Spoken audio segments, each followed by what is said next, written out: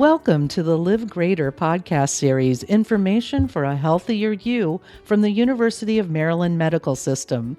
I'm Amanda Wild with Adam Miller. Adam is here to help us understand how to build emotional resilience in kids. Adam Miller is manager, Klein Family Center, part of University of Maryland Upper Chesapeake Health. Adam, welcome. So glad you're here. Oh, thank you, Amanda. I appreciate the offer. Glad to be here. This is a really timely subject. The emotional resilience of kids has been tested greatly in recent years. Can you talk about what emotional resilience looks like in children and why it matters for healthy development? Yeah, well, it's sort of the building blocks, I think, to be well established, caring adolescents, adults. I think it's, again, that's sort of the structure and the building blocks for success in life, really. Um, and you're right, I think it has been challenged coming out of COVID and certainly everything going on in the world right now. How can parents help kids with emotional resilience? For example, managing the big feelings we know so many kids have that is totally normal without shutting them down. Yeah, one of the philosophies that we talk about a lot in counseling or therapy is the seven C's of resilience. They are competence, confidence, connection, character, contribution, coping, and control. And I think when we look at those areas, and we can talk a little bit more about that, it really does start to build again that foundation for how to handle our big emotions as kids, how to get the support, how to talk through things, and how to be effective in all of those areas. What are some simple everyday habits that help build resilience at home? Yeah, well, I think it starts with facing challenges and or failures, fears, um, giving it an opportunity and a voice within the family. That it's okay to talk about those things. It's okay to have those big feelings. It's okay to not do everything perfectly. And I think looking at it as sort of a problem to solve, and that the adults in kids' lives are there to help them to be able to do that and model that. Right. So you model problem solving and how to work through your big emotions. How do parents balance protecting their child with letting them experience challenges? In other words, what's good stress versus toxic stress? Sure. I think looking at sort of what the normal things are as kids grow up, there's going to be peer interactions that don't go well. There's going to be fights that happen, arguments between peer groups. There's going to be school stress. There's going to be life changes that happen within families, pets passing away, family members passing away, moving, different jobs that parents have. So I think it's, again, really looking at having the opportunities to have those conversations with kids and ask them how they're feeling, and really help, again, guide that conversation that it's okay to have emotions. It's okay to have those feelings.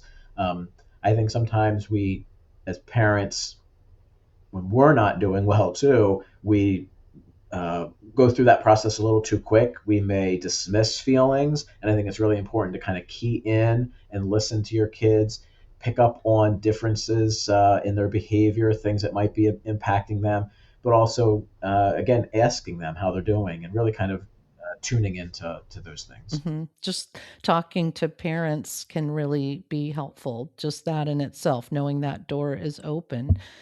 Does resilience for kids change? Do resilience skills change as children grow?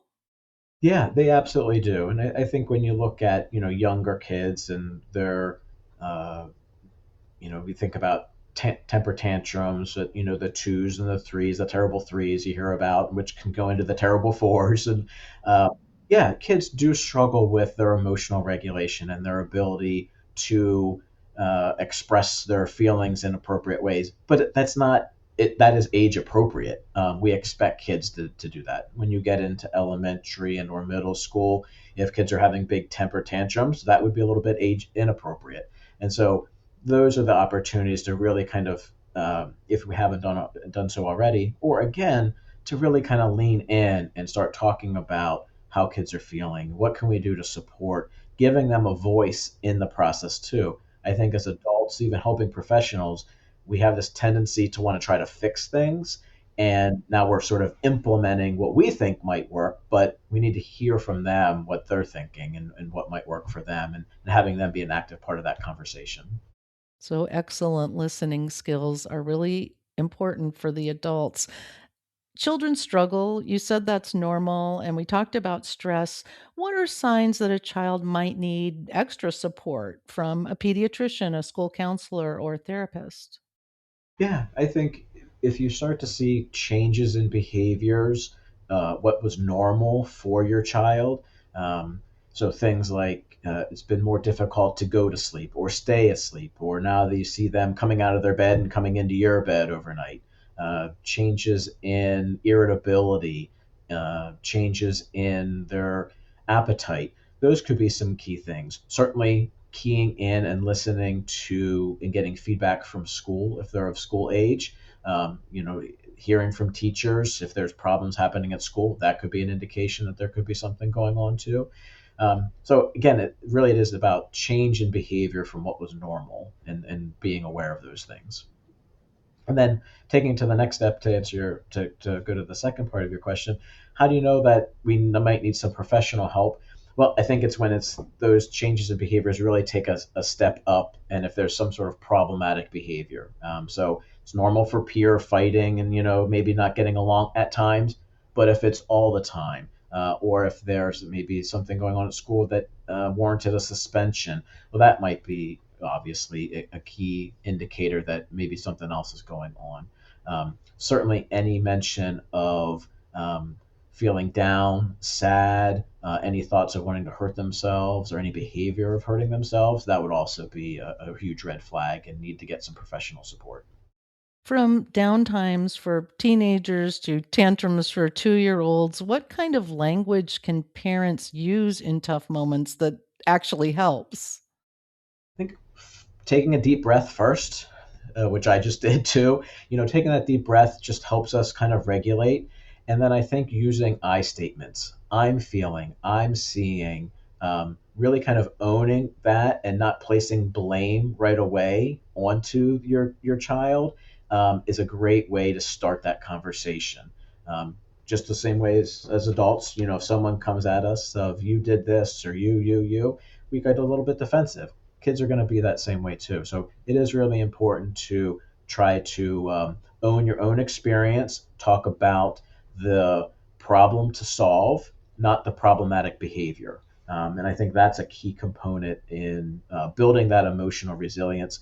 That we want to be a partner in that conversation and really get down to what is going on versus sometimes the behavior that's happening, and we get stuck in that as parents, and then becomes this cycle of trying to figure out how to deal with this problematic behavior, but we never really got to the root cause of what was going on. That is so significant because we do tend to focus solely on behavior, and if the behavior is good, all's good, and if it isn't, we wanna change that behavior, and like you said, that does not necessarily address the problem. Yeah, and when you're thinking about sort of this resilience factor, and building off of those 7 C's of resiliency, that connection that we've had and we've fostered through early childhood, getting into school age and adolescence, um, I think is a key component for me in fostering the ability to have those conversations that, when we check in about homework, when we check in about, hey, you seem down or sad today, that it is an opening to a conversation and not sort of this barrier of, I don't want to talk, you're not going to understand, because you've had many, many, and many, many other times where you've had those positive conversations, and the exchange of information and caring has been evident already. So you build on the relationship that you already have, and I'm hearing a lot of quiet spaces, a focus on listening and observation and modeling. Any other key takeaways from our conversation today? Yeah, I think again, looking at what is sort of developmentally appropriate as kids get older, knowing that younger ages, yeah, you're going to have some of those tantrums and the inability to manage emotions. Kids are reacting, not thinking about consequences.